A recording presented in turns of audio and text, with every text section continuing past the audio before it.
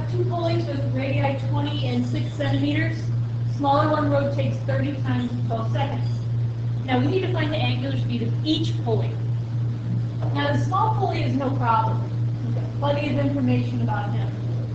You'll notice here it says we rotate 30 times, so 30 revolutions in 12 seconds.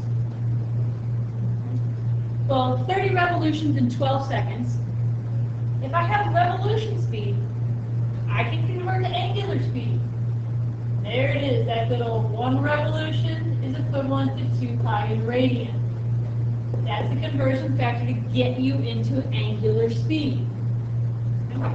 I verify I set it up right because the revolutions are canceling out. And what I'll need to calculate is 30 times 2 pi divided by 12.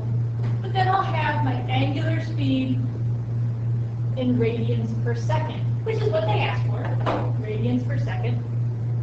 And go ahead and do the multiplication, the arithmetic, 30 times 2 pi, and then I need to divide that by 12.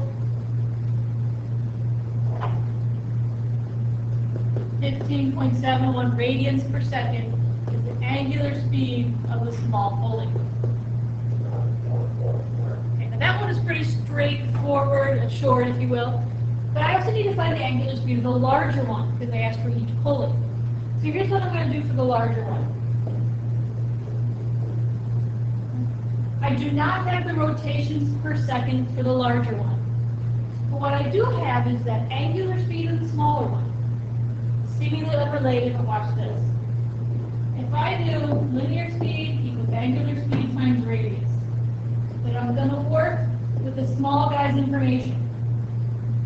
Linear speed equals that angular speed, 15.71 radians per second.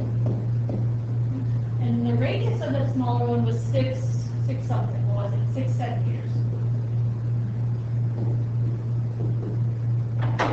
Okay, so 15.71 times the 6,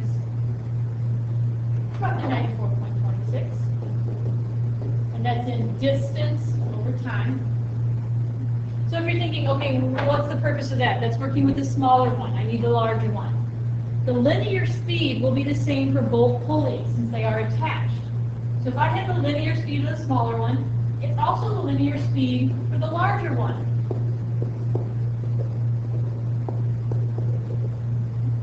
So ladies, I can then continue to go back again with linear speed equals angular speed times radius, but this time approach it from the large pulley's point of view. The linear speed was 94.26 centimeters per second.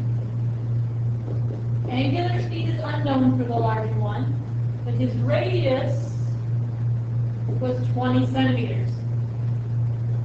Okay? The centimeters on the left match the centimeters on the right, so I know that I don't have any problems with the units.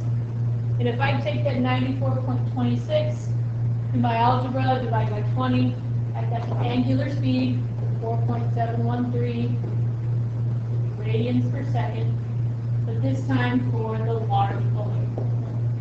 So some of these problems, even though it's not going to ask you for information like linear speed, you may have to find it anyway.